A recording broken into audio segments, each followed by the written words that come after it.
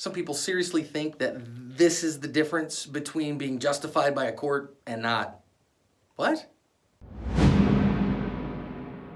So I get asked from time to time about whether or not it's right to carry a less lethal tool.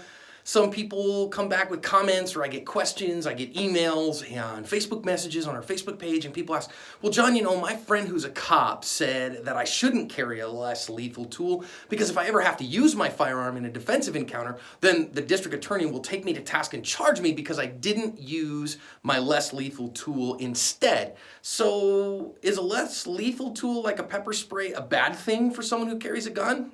Let's talk about it. Frankly, on its face, this is a stupid argument. This is a dumb gun saying that, well, I've got a gun on me and so I don't want to carry less lethal just in case I have to use it. Where did that come from?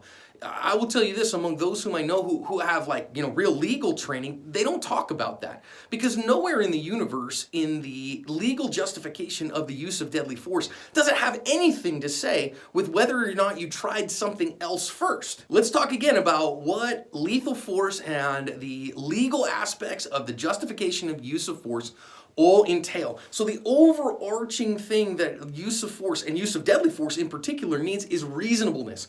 And the question of reasonableness in the deadly force paradigm is, would a good, sane, sober, moral person do what you did in that instance? And the way that I kind of phrase that as Ned Flanders from The Simpsons, right? Like if Ned Flanders would look at what you did and said, yeah, that was reasonable, then you're probably fine. Hi diddly-o, neighbor. After reasonableness, there are several other indicators of legal and moral self-defense. Innocence being first, that you're the aggrieved party, you're not a provoker or you're not an instigator. We got to have imminence. So in other words, then that means the threat has to be right now or right about to happen. It can't be a far off threat. It has to be a threat that's right here. Next is proportionality. Now, this one is the one who comes into play with respect to less lethal tools, because our response to a threat has to be proportional to the threat that we face. So that's why a less lethal tool like a pepper spray, this happens to be a Saber Red Mark 6, it's what I carry all the time, filthy, nasty stuff. But a pepper spray is a great tool for proportional force.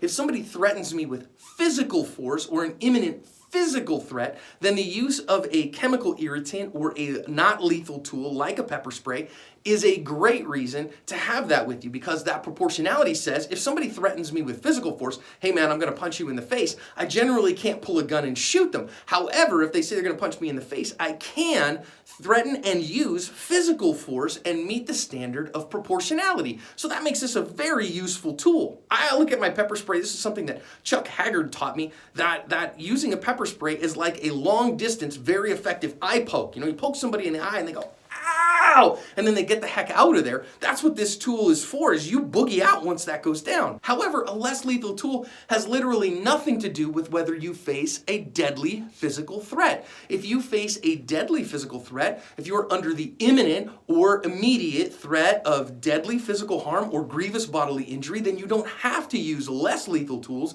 You can use deadly physical force to protect yourself. Now, there has nothing to do with whether or not you have less lethal tools on you, because a less lethal tool wasn't the right tool for the job in that moment anyways. So whether or not you have this tool on you is totally irrelevant to whether you were justified to use your firearm. And that's all that matters in this instance. If, God forbid, you get a DA who's lost their mind and charges you, then your expert in court is going to say, well, of course they didn't use their pepper spray against a lethal threat. A pepper spray is not an effective tool against a lethal threat. They used their firearm because they faced a lethal threat, and when you face a lethal threat, then deadly force is authorized, and so they didn't have to use their pepper spray, and the pepper spray wouldn't have been effective, so they didn't touch it. And literally any expert and any good defense attorney is going to argue that for you. So the only place this is maybe going to come into play is if you are involved in a sketchy defense situation.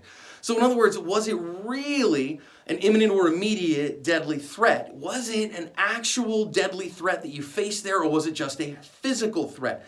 And there are some cases where there's a wobbler. And of course, as people who train, we want to go and look at those cases before the situation happens, so that we can know when we can use deadly force, when we have to use deadly force, and when we can use our less lethal tools like a pepper spray or a taser or whatever, and then get the heck out of there. So if you faced a wobbler, something that a reasonable reasonable person in your situation, the jury would say, well, I don't know if it was really a deadly physical threat or not. Well, then maybe the fact that you had a pepper spray and chose not to use it would have kind of been in play in that kind of a court case. But quite honestly, if it's kind of a wobbler anyways, it probably raised to that point. It probably didn't start there. It probably started in some physical threat and then raised up to maybe somewhere that people might think it was a deadly threat. And so therefore, that's why you carry the less lethal tool to begin with, to handle it while it's down here. So carry your pepper spray. Don't worry about, my buddy who was a cop 10 years ago who said it was a bad thing. It's not a bad thing. Every attorney in America who deals with deadly force law and criminal defense law will tell you that having something like this is great because it will keep you from using your firearm when you don't need to use your firearm. So at the end of things, carry your less lethal tool. I like an OC spray on me in a general case.